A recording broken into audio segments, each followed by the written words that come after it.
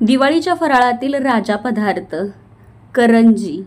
नमस्कार मंडळी, जय महाराष्ट्र। मी रोहिणी केंजे तुमच्या सगळ्यांचं स्वागत करते आजच्या एका नवीन व्हिडिओमध्ये। तर आज मी बनवणार आहे पुडाची करंजी। ही करंजी अतिशय सुंदर पद्धतीने बनली जाते। तसंच या करंजीसाठी लागणारं जे काही सारण आहे ते सुद्धा मी वेगळ्या पद्धतीने बनवलेलं आहे। व्हिडिओ शेवटपर्यंत पहा आणि कसा वाटतोय मला नक्की कळवा। पुडाच्या करंज्या बनवण्यासाठी सर्वात आधी आपण इथे पीठ मळून घेऊया। तर इथे अर्धा किलो मैदा, पाव किलो बारीक रवा आणि चवीपुरतं मीठ घालून हे छान असं मिक्स करून घ्यायचं। हे मिक्स करून झाल्यानंतर तेलाचं मोहन घालून घ्यायचं आहे। तर मी इथे छोटी वाटी एवढं तेल गरम करून घेतलं आणि हे तेल आता आपण याच्यावरती घालू। चमच्याच्या साहाय्याने सुरुवातीला आपल्याला हे मिक्स करून घ्यायचं आहे। त्यानंतर हाताने आपल्याला हे पीठ एकदम व्यवस्थित सगळ्या पिठाला लावून घ्यायचं। आता थोडं थोडं पाण्याचा वापर करून हे पीठ मळून घ्यायचं आहे। सुरुवातीला पाणी थोड्या प्रमाणातच वापरायचं आहे। पुडाची करंजीसाठी जे पीठ लागतं ते थोडं घट्टसर मळायचं असतं। हे घट्ट पीठ मळून 2 तासासाठी ठेवून द्यायचं। याच्यातला रवा छान असा फुलला पाहिजे। आता हे तर आपण सारणाची तयारी करणार आहोत। तर 3 खोबऱ्याच्या वाट्या मी किसून घेतल्या, ह्या भाजून घ्यायच्या आहेत खोबरं कधीही। त्यानंतर पाव किलो तीळ मी घेतलेले आहेत, ते सुद्धा छान व्यवस्थित मंद आचेवरती भाजून घ्यायचे आहेत। तडतड होईपर्यंत भाजायचे आहेत। त्यानंतर 100 ग्रॅम एवढं मी खसखस घेतलेलं आहे, ते सुद्धा मी भाजून घेतलेलं आहे। आणि जे काही तुमच्याकडे ड्रायफ्रूट्स असतील ते सुद्धा तुम्ही इथे वापरू शकता। मी इथे सारणामध्ये काजू, बदाम आणि चारोळे जे वापरणार आहे ते थोडंसं भाजून घेणार आहे। त्यामुळे हे सारण जास्त दिवस टिकतं, सारणाला वास येत नाही। तर हे भाजून घेतल्यानंतर आपण आता हे सगळं मिक्स करून घ्यायचं आहे। तर सुरुवातीला खोबरं, पांढरं तीळ आणि खसखस मिक्सरला थोडंसं ग्राइंड करायचं। हे ग्राइंड करून झाल्यानंतर यामध्ये गुळाचा वापर करायचा आणि पुन्हा एकदा ग्राइंड करून घ्यायचं। आता हे तयार झालेलं आहे आपलं सारण। तर यामध्ये वेलची पूड, पुन्हा जे ड्रायफ्रूट्सची पावडर केलेली आहे ते आणि चारोळे घालून घ्यायचं आणि हे मिक्स करून एखाद्या पॅक डब्यामध्ये घालून ठेवायचं आहे। सारण तयार झालेलं आहे आणि आता आपल्याला जे आपण पीठ भिजवून ठेवलेलं होतं करंजीसाठी ते पीठ घ्यायचं आहे आणि व्यवस्थित मळून घ्यायचं आहे। हे पीठ जवळपास मी 2 तास ठेवून दिलेलं होतं।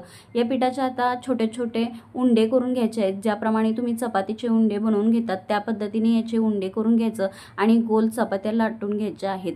जवळपास मी 4 इतके मी याचे उंडे बनवलेले होते आणि त्याच्या चपात्या लाटून घेतलेल्या आहेत। ह्या चपात्या एका ताटामध्ये काढून ठेवायच्या आहेत। अशा पद्धतीने ही चपाती मी लाटून घेतलेली आहे आणि हे आता मी ताटामध्ये काढून ठेवलेले आहेत। तर याला लावायसाठी तूप आणि तुपामध्ये थोडासा कॉर्नफ्लॉवर किंवा तुमच्याकडे जर कॉर्नफ्लॉवर नसेल तर तुमच्याकडे तांदळाचं पीठ असेल तर ते घालून घ्यायचं आणि हा साठा तयार करून घ्यायचा। आता आपण हा सगळा साठा याच्यावरती लावून घेणार आहोत आणि एक 1 बाय 1 करून ह्या सगळ्या लेअर आपल्याला तयार करून घ्यायचे आहेत। थोडंसं लाटणं फिरून घेतल्यामुळे कुठेही प्रकारचं आत बबल तयार होत नाही, फुगीरपणा येत नाही आणि ज्या आपण गोळे बनवणार आहोत ते पूर्ण लेअर बाय लेअर येतात। तर या पद्धतीने मी सगळे लेअर एकावरती एक ठेवून घेतल्या, त्याला साठा लावून घेतला आणि आता आपल्याला याचे उंडे तयार करायचे आहेत। तर हे गोल राऊंड करून घ्यायचा, व्यवस्थित हे करायचं आणि याला दाबायचं वगैरे नाही किंवा कुठेही लांब लांब बनवत जायचं नाही। तर हे झाल्यानंतर इथे सुरुवातीची मी एक गोळी तयार करून घेतली, तर दुसरी गोळी तुम्हाला दाखवते। खूप छान पद्धतीने याच्या लेअर सुटतात आणि ज्यावेळेस करंजीसुद्धा आपण तळतो तेव्हा त्याला करंजीला सुद्धा लेअर सुटलेले आपल्याला दिसून येतात। तर ही गोळ्या बनवून झालेल्या आहेत। आता आपल्याला ही लाटून घ्यायची आहे। तर याला लाटणीची एक वेगळीच पद्धत आहे। तर ही गोळी उभ्या पद्धतीने ठेवायची आणि उभी लाटायची। त्यानंतर या गोळीचा अंडाकार असतो ना तसं आपल्याला ही लाटून घ्यायची आहे, गोल लाटायची नाही। मी सुरुवातीला 2 लातिंब्या लाटून घेतलेल्या आहेत आणि इथे तुम्हाला मी त्या कशा भरायच्या ते सुद्धा दाखवते। तर हे लाटून झाल्यानंतर आपण इथे ही करंजी भरून घेणार आहेत। जे सारण तयार केलेलं होतं तर ते तुम्हाला सुद्धा समजलंच असेल, यामध्ये कुठल्याही प्रकारचा रवा वगैरे वापरलेला नाही।